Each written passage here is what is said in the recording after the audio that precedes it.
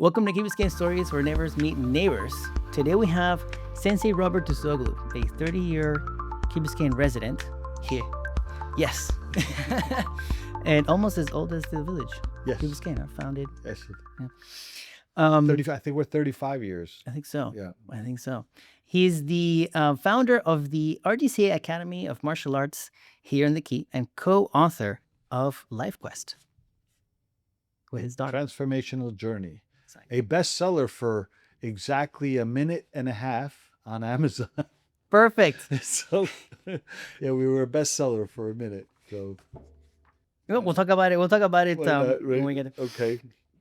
But we always like to start here in Key Biscayne Stories with that original story of how you ended up here in Key Biscayne.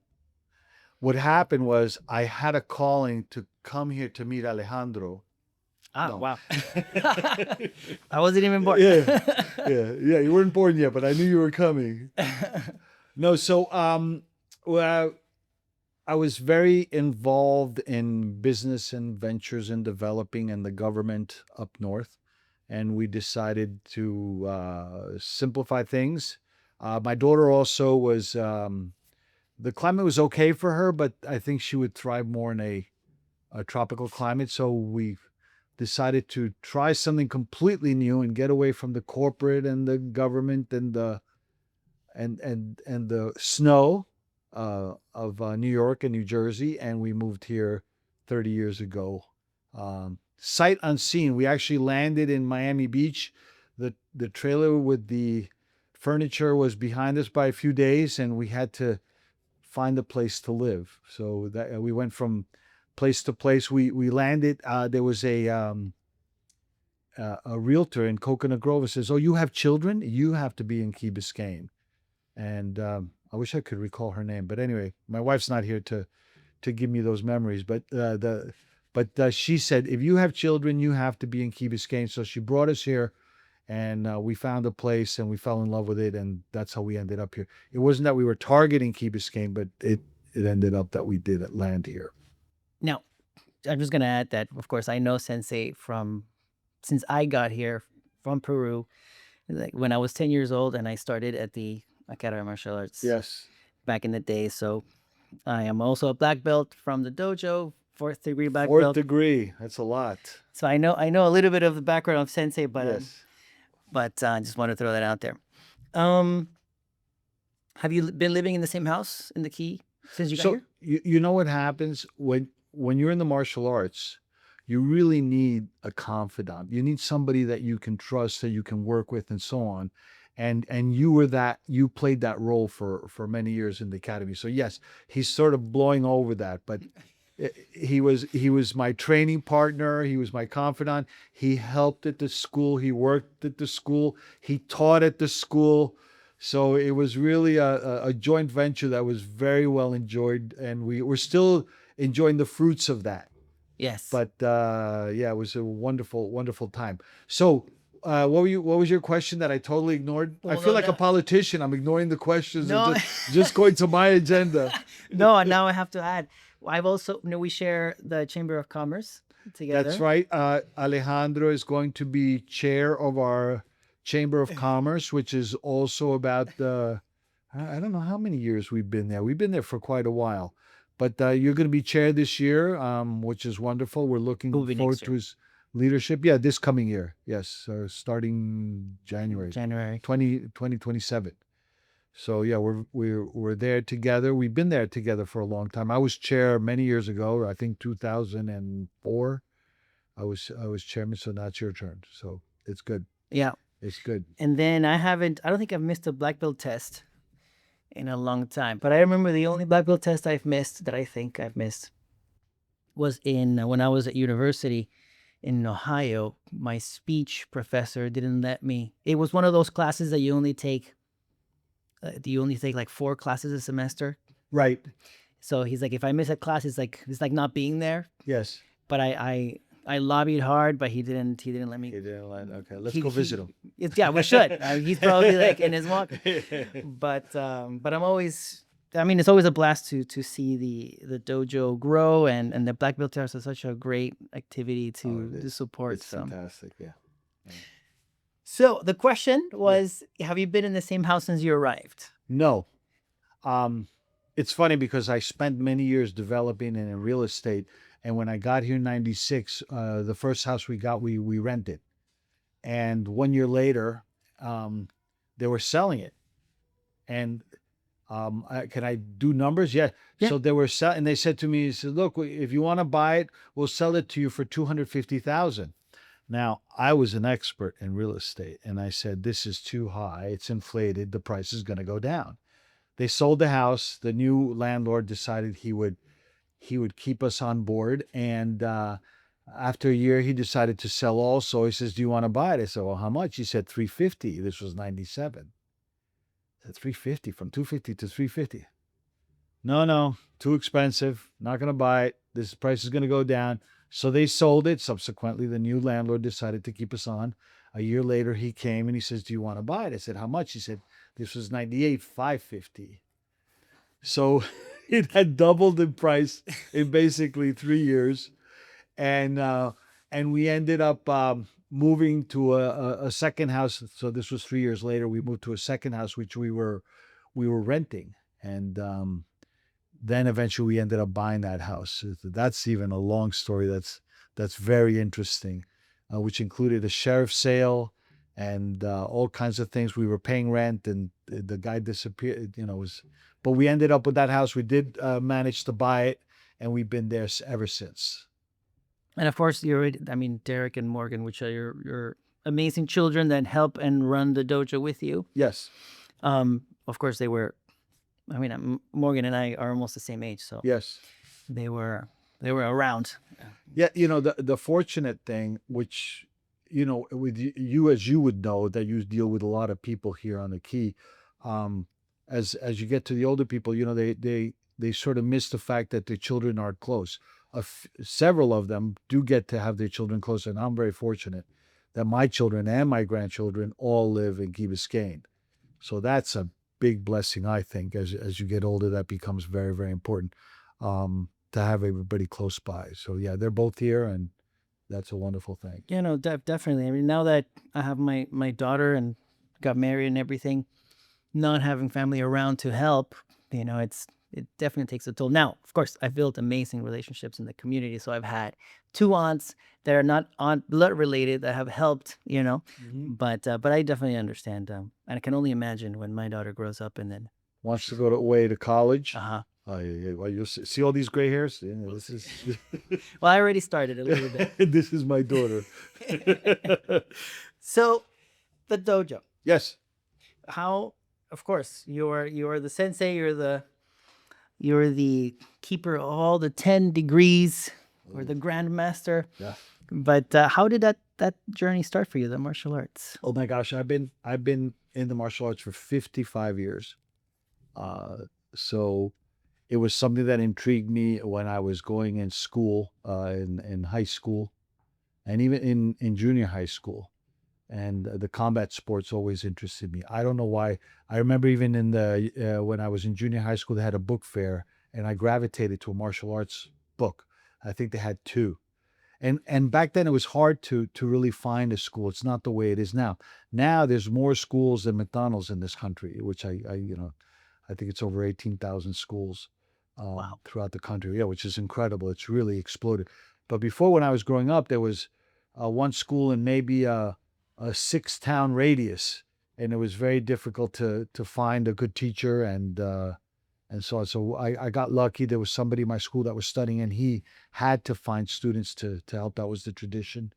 And so I've been there ever since, and I've had many, many teachers. Some of them that I've crossed paths with, you may know, that have been wonderful. Chuck Norris, Danny Nasanto, which was Bruce Lee's training partner. I mean, many, many names, which I don't, if I mention them, I don't know. If you're not a martial artist, I don't think, but Chuck Norris, everybody knows. And yes. Bruce Lee, everybody knows. Very famous. Bruce Lee for the movies, and yes. Chuck Norris for the jokes that, the sun doesn't move if yes. Chuck Norris isn't telling something. How many push-ups can Chuck Norris do? All of them. Exactly. Exactly. It's stuff like that. It's stuff like that. Oh, yes, exactly. Yeah, wonderful person. We actually worked on a project together. we were raising money to put teachers in low income city schools, and to create a martial arts program to get these kids involved in something positive. And the name of the program was Kick Drugs Out of America. Okay, I was drawn since I was very young to do it, and in the organization that I was in, I was named the historian, to the person that would keep the records and so on. And that just sort of carried on. I eventually I opened my own school, a little small private school up in New Jersey, and I actually was teaching in a school in New York City on 18th and 5th Avenue. Okay. And but when we moved here, we opened this Academy of Martial Arts. We eventually went up to 4 schools, but now we're just down to 1. So Yeah. Yes. I have to backtrack a little bit and say, Yes. how did you meet Chuck Norris? It was an organization, Educational Funding Corporation, that was established by Nick Coquinos, and he was a mastermind in organizing the schools to join together, and it was done on the auspices of educating and bringing the caliber of the martial arts schools up. And he was the one that introduced me to Chuck Norris. I met many people through him. Okay. He has passed since, Nick Coquinos. Is that how you met also Bruce Lee's? Just wanted to mention he's Greek, Nick Ah. Coquinos. So, and I think Chuck Norris has some Greek blood in him too. So. See? Yeah. I did not know that. Yeah. So, I would imagine you well, would have the all. Greeks invented the martial arts, right? So, I believe you. well, yes, the Indians and the Egyptians would argue, but Of course. I'm sure everybody will have some sort of claim. yes, of course. And you also mentioned that you trained with Bruce Lee's Training partner, Danny DeSanto, yes. And you met him through, or how? No, there is this gentleman that was trained by him called Dwight Woods, and he has a large academy here in Miami. And Dwight and I had met. He was trying to promote an event that they were having with Dan Inosanto, and I went, and we became very friendly. And after that, Dan Inosanto would come in 1 week a year to train and to go out to dinner and so on. And I got to spend a little time with him and his daughter. His daughter also does the circuit. I was thinking, he was out. I think he would travel 43 weeks out of the year, and every weekend he was in a different city, spreading the Bruce Lee style martial arts, the Jeet Kune Do and so on, and the Kali and the Filipino. Yeah, so that's how I met him. So if you were, your foundational, I guess, base of martial arts, the first style of martial arts that you, I guess, mastered was Kung Fu? Yes, exactly. Tell us how we came to RDCA, because RDCA is Robert Duzoglou Combative Arts. So my first teacher, Robert Duzoglou is his name. He was an expert in Kung Fu, but he also studied Aikido. So we got exposed to both of those arts. After that, he would push us to go out after a certain period of time. This was typical Kung Fu, like once you've learned so much, they say, go out and venture and do something new. So I went out, and I actually went to a school which was teaching judo and Japanese jiu-jitsu. And it was run by this master. His name is Di Pasquale. He was the bodyguard for George Bush Sr. when he was in the CIA, and he was the one that brought judo and jiu-jitsu, Japanese jiu-jitsu, to the United States. He was actually at the World Fair. He was actually at the demonstration of martial arts during the World Fair that was in New York back in, I don't know, 1960 or whatever. So he was a wealth of information, and he was a good teacher for me. Michael Di Pasquale Sr. is his name. His son is still in it. He has passed since.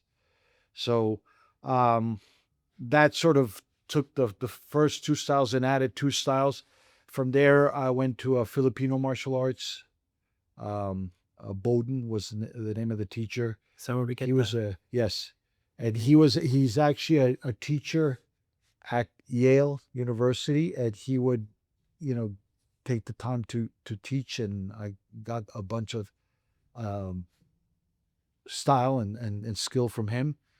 From there, when I first moved to Florida, there was this great teacher, Mickey Erez, and he was from the Israeli army, and he taught both the Israeli martial arts and also a style called Kyokushin, which is a very, very tough Japanese style. I would say it's just about the toughest style there is. Full contact, they're very, very good practitioners. And he introduced me to Moti Hornstein, which I believe you know. He's the world champion in heavyweight Kyokushin. And he has the world record in breaking bats with his shin. In 1 minute, I think he broke like 32 bats. You could see it on YouTube. And so that all that started to amalgamate. And then I showed you pictures of Ailton Barboza, which is also world champion, which I trained underneath him while he was teaching at my dojo. We sort of helped each other. He needed a sponsor for his immigration, so we sponsored him. He taught, and at the same time, I achieved my belt in Brazilian Jiu-Jitsu. So that sort of added on. So it's all, and I could tell you several more stories, but we'll be here all day. Because I know RDCA, the style is ongoing. I think Derek and Morgan and you're always refining. I remember we had to earn our degrees, and each belt has 4 combinations. Yes. Right. So as you get closer to your black belt, to get your black belt, you need to know all the combinations. So I remember there was always this change that sometimes made it hard for me to remember them, but I know that it's part of the whole style and the spirit of it, always improving the techniques, right, that you guys are putting out for each belt. Yes. Well, one of the big drastic moment was with the UFC, Ultimate Fighting Championship, because everybody didn't know which style was going to fare the best. And they put this tournament. The tournament was designed for a specific style to excel. So since it has been evolved, but at that time, all practitioners of different styles came and tested their skills against each other. And that sort of elevated martial arts as it was. And then from there, once they've established that base, they started growing from there. So and it's evolved quite a bit. The fighters that won back then probably would struggle today, and it's evolving. It's always evolving. Everything is always evolving. Yeah. I think that the worst mistake you can make is to stay stuck in one specific type of thinking or Yeah. And everything's evolving. I mean, if you look about the AI revolution now, oh my gosh, I took some courses on AI, and I talked to my attorney. My attorney has half of her workforce is AI now. Oh, wow. It's all automated.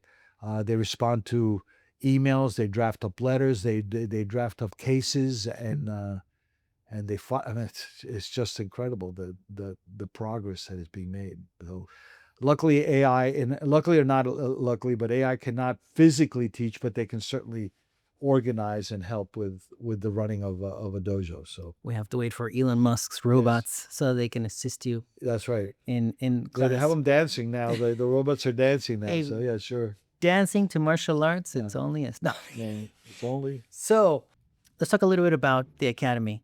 I mean, I've been there, and I know that the techniques are fantastic. The different type of classes. I know we do jiu-jitsu, we do kickboxing, boxing, we do a combination of all these arts that we just spoke, that we went through, are incorporated in all the techniques, and we're always improving, which is great as things evolve.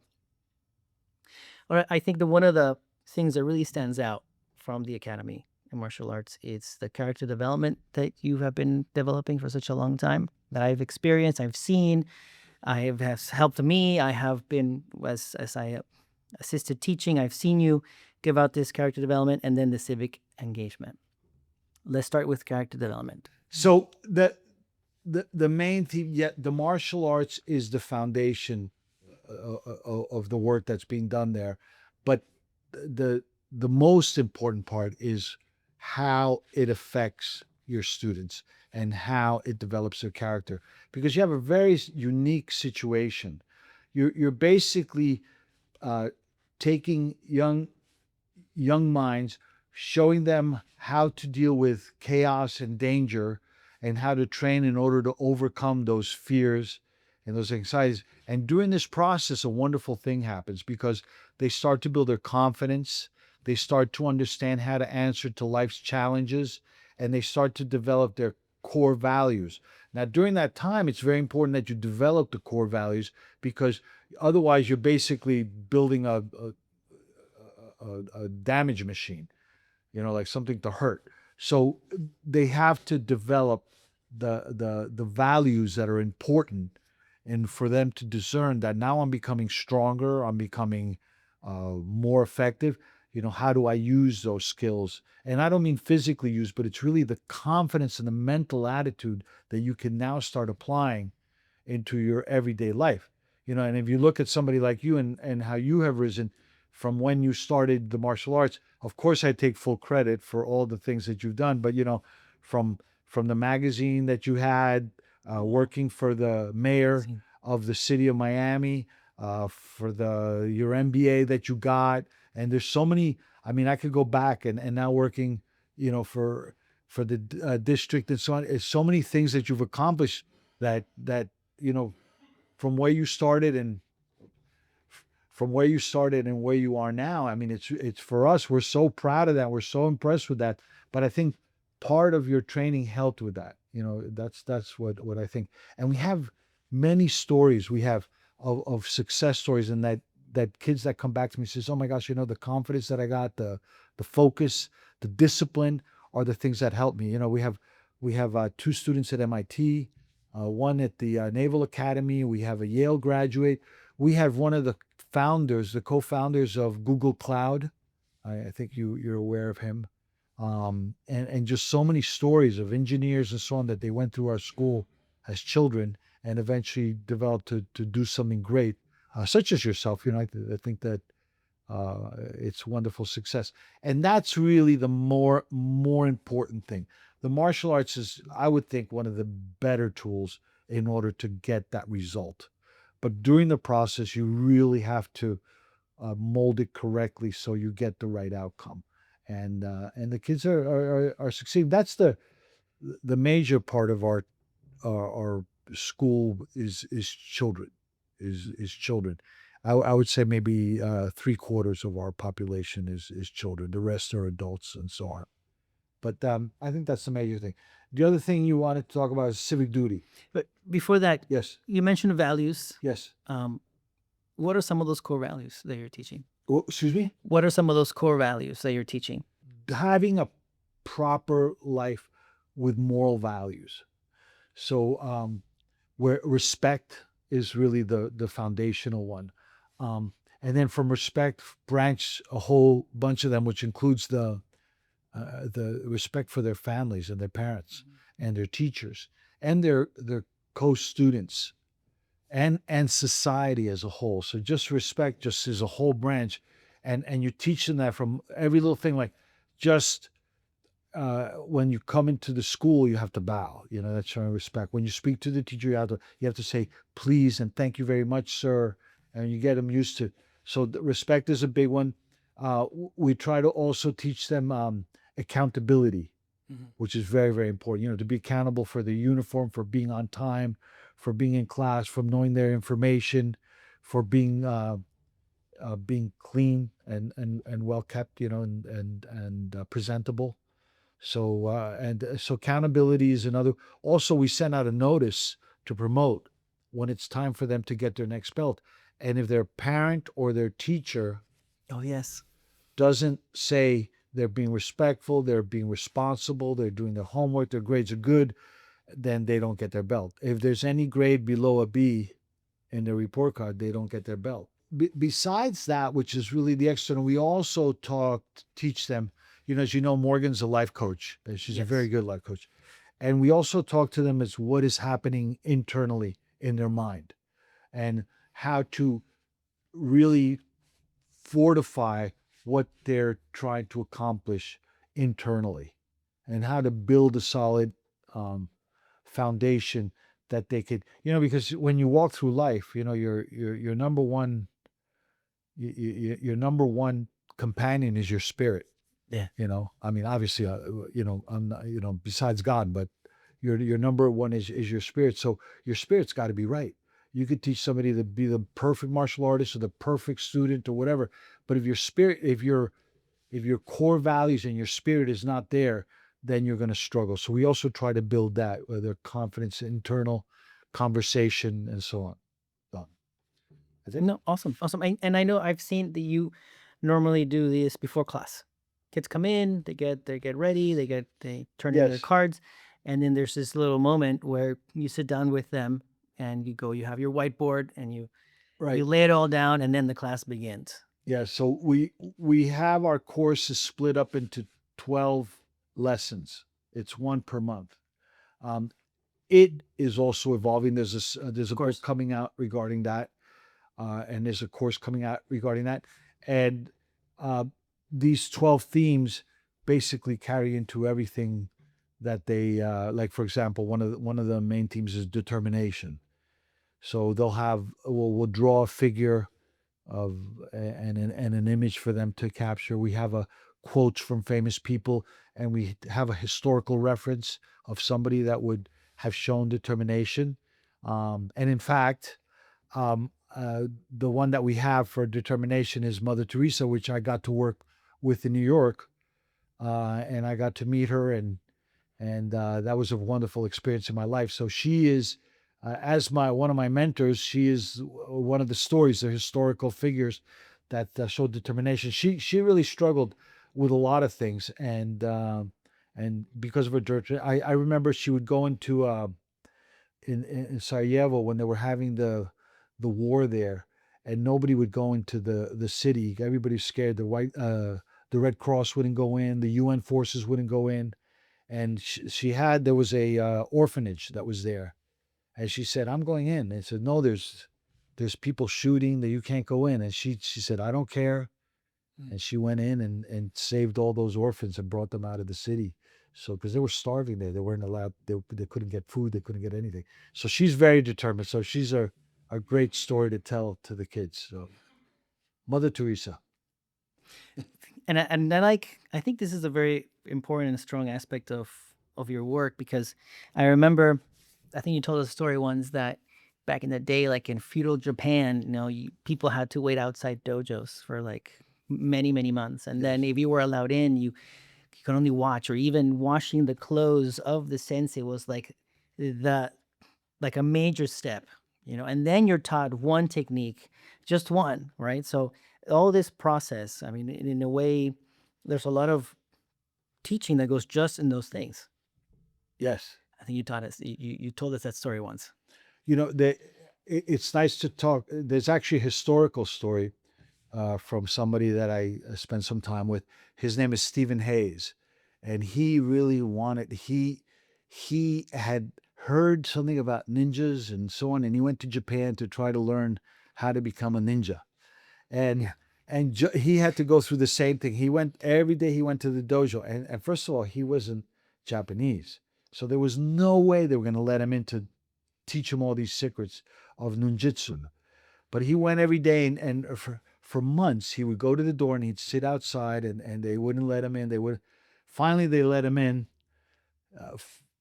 Fast forward, he eventually for a while he became the Dalai Lama's bodyguard, and he has spread his knowledge throughout the world. So yes, these wonderful stories of the discipline and the and nowadays we sort of get handed everything, which I'm sure there's got to be the struggle. Without the struggle, there's no learning. You need the struggle. Claro, you have determination, you have respect, you have all those things in those stories of how it used to be. So incorporating this into what you do is, I think, it's crucial to the work. I mean, otherwise, then why would we?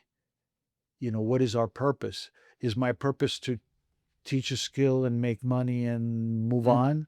Or if I can make an impact and still make a living, which is wonderful, but and transform somebody's life, to something better, I mean, why not?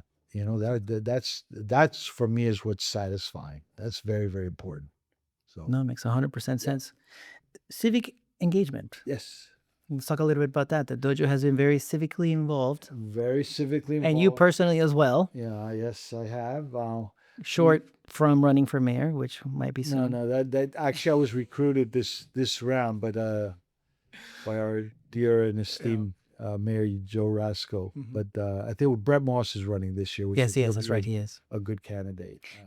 But you're part of the education board of the So village. let's see. Let me back up a little bit. So we have different levels of involvement with our community and our village and so on. First of all, anytime for many times when there's been a disaster, the whole dojo gets involved, and we've filled containers of food, clothing, and so on.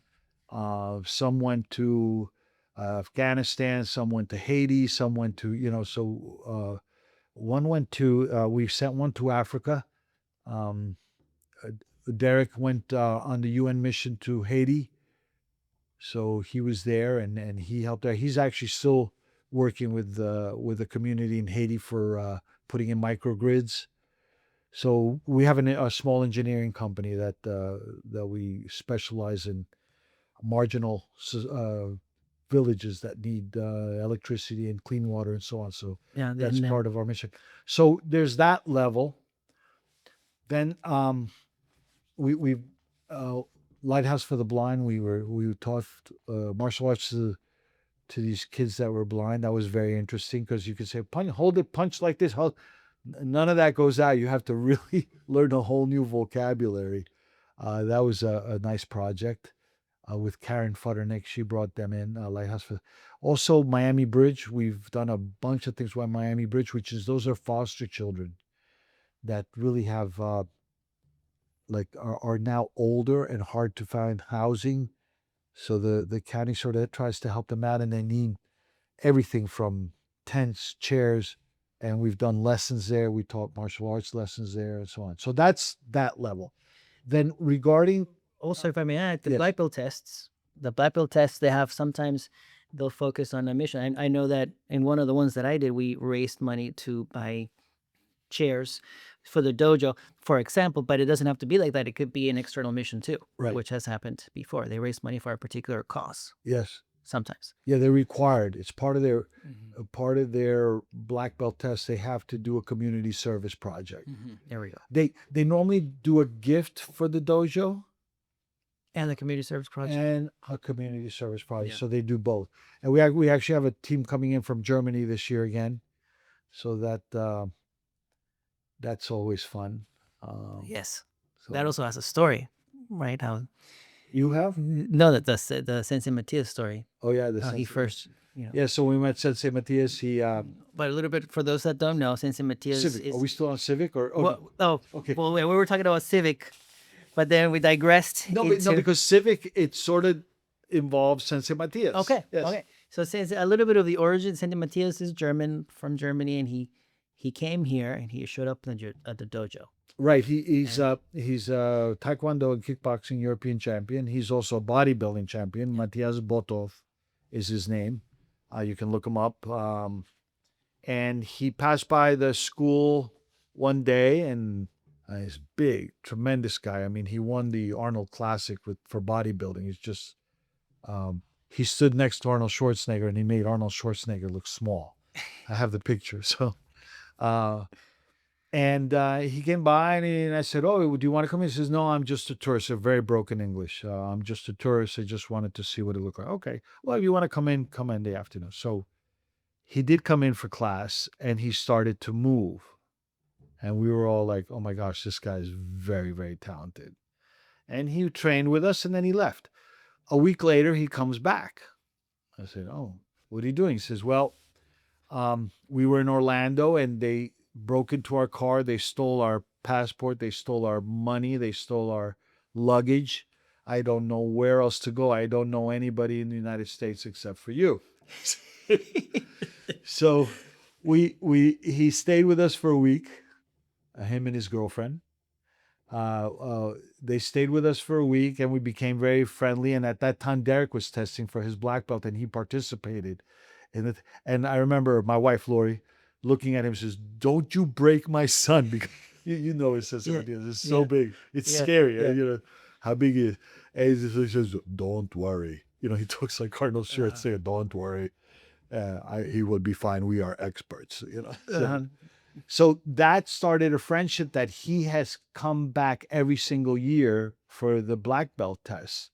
Up to maybe 3-4 years ago, he has been coming to every single test, bringing his students to tests here. So it's been a really nice experience. At first, they were all staying at my house, and my wife finally said, "That's enough of that." So then we actually rented a house here on the Key, and that lasted for. Now they come and they stay at a hotel. So off the Key. So When he came to you, did he have an academy before? yes, yeah, it's a gym, It's a gym. a gym, and uh, a dojo attached to it. Yes, So how did he get to use your logo? he asked. He just asked. Yeah, I was like, "Hey, can I?" but he was extremely loyal, and he did not graduate any black belts without bringing them to us, and he came every year, and it became like a brotherhood, I would say. So yeah, it was very nice. So he had asked us, "Oh, I really like the logo. So do you mind?" So I said, "Yeah, sure, you can use it." Okay, cool. And he says, "Oh, we're going to be RDCA in Germany." So RDCA Germany? in Germany. So he Yeah. he says that they're RDCA in Germany, Yeah. affiliate school. And But have you been? no, this is a very sore subject. He's very that he's been here like 18 times and I haven't never gone to. Yeah. So yeah, this is a sore subject. So Maybe in the future. yeah, maybe in the future, yes, when I get older. When you get older. Shall we life quest? One more thing with this yeah. with the Civic. So I've been very fortunate because for some reason the village has given me some wonderful responsibilities, which include being the chair at the chamber, also being on the 2040 vision plan, Oh, that's right. and also on the committee to build the community center, and now as chair of the educational advisory board, which is if you're following what's happening with education, it is really very, very interesting. It's a very interesting time at this time. The voucher program and immigration and population has totally changed. Totally changed the dynamic Let's move it to of what's happening. And 65% of all students do not go to their home school. They go to a charter or a magnet school or a private school. So the public schools they're actually closing many of the public schools and trying to figure out what to do with them. Some of them they're redeveloping, which includes affordable housing, which I showed you the pictures of that project. So this they really find the public schools find themselves in an arena where they have to compete with the private sector. And I think it's raising all ships, but there's a lot of turbulence at the particular moment. In fact, our junior high school here, I was gonna say we're down to I think 60 students out of a virtual 400, and it's been a big vacuum. So in total for the whole junior high school, yeah. Okay. So there's some big changes coming, and I'm happy to be part of that civic project to improve the schools and see how we can raise their level. So there's some things that are working very, very well, but there's some things that really need to be readdressed. Awesome. Okay, so I think that's a good subject to transition to Life Quest. Yes. So Life Quest.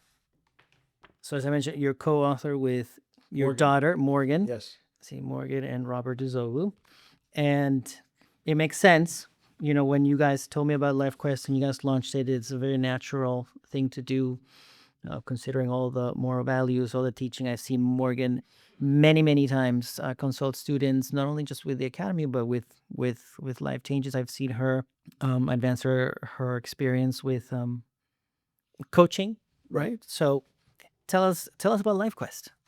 So this is the character aspect that I was Good. It's there. Go up there. Like I said, the mission with the martial arts was, to really do the internal work, not just the external work, to do both. And it's a book. And I just want to say that. I don't know if I said that. It's a book. Yeah, it's a book. Yeah. And so the book was more geared for adults, and basically to start exploring how we are able to achieve that that vibration level internally and externally in your personal life. That's what the book is all about, and it takes you through a series of exercises and little Spaces to. to write or things to answer. And I think it's a great process, because it's not just a book you read and you put down. It's an interactive book that you really work and look at everything from external to internal, to how you're doing and how you can improve and so on. So Yeah, that was one of the first things I noticed, was that it was not just a book for you to read. It's for you to right. review and write. I mean, you cover the body, we have the mind, soul, spirituality, Yeah, and some of the things all that important things. all important, from positive thinking, vitality, self-care. Some of the things you've mentioned to us already. Yes. Mind, very key. Communication, talked Right. about that. Self-acceptance, friendships, and the soul. We have community, belief system. Aren't you giving life that book purpose. away? You're giving it to the fifth caller, or how does this work? Or If you your third sponsor? How does it work? for every if you're the third no, I'm just kidding. And we can get Life Quest now on Amazon, Amazon, As you Barnes mentioned. and Noble. Barnes and Noble, Yeah, sure. at the dojo. Yes. Okay. Yes. Home delivery. If you For- sign in the up, key if only? you sign up Ah. for the academy, you get it for It free. comes in the- in the- Actually, we do. Every sign up gets one copy for free. Oh, that's great. Yeah. That's great. That's good. That's cool. That's cool. Yeah. So, Sensei, it's been great to have you on the show. I'm glad. I mean, I know that I see you constantly, and it's great to continue a relationship outside of the dojo, because I haven't trained in a while. But it's great to have you on the show and dive a little deeper in some of your background and be able to share that with our community. But before we go, we do have one more question. What is a perfect weekend for you in the Key? So, I think it's important that I never forget, or anybody ever forgets, that we live in this tropical island with this fantastic weather and ocean on all four sides. So anything at all would involve the beach, the ocean, and the sun. I think that's very, very, very important. Then there's some fantastic food to eat here. I don't know if you've done Marcelo's ceviche, Mm-hmm. Also the tutu pasta with the pizza, so or Costa Med, any of those great restaurants. So a beach, restaurant, and that's all really that. Oh, one more thing, the two parks at either end. Oh, So yeah. a bicycle ride and Bill Bags or at Crandon, feeding. I take my grandkids to feed the peacocks in Crandon, and they actually eat out of your hand. Uh-huh. So that's Yeah. that's pretty miraculous. By the zoo, by the old By zoo. the zoo, yes, Yeah, yes. So yeah, yeah. that, I think that would be included in there. So, yeah, perfect. There's family, the kids, the beach, and a good meal. That's everything. That's everything. Awesome. All right. Awesome. Well, Sensei, again, let me thank you for coming on the show and My sharing your pleasure. story. Thank you for asking. It's been great to have you. All right. Amen. Amen.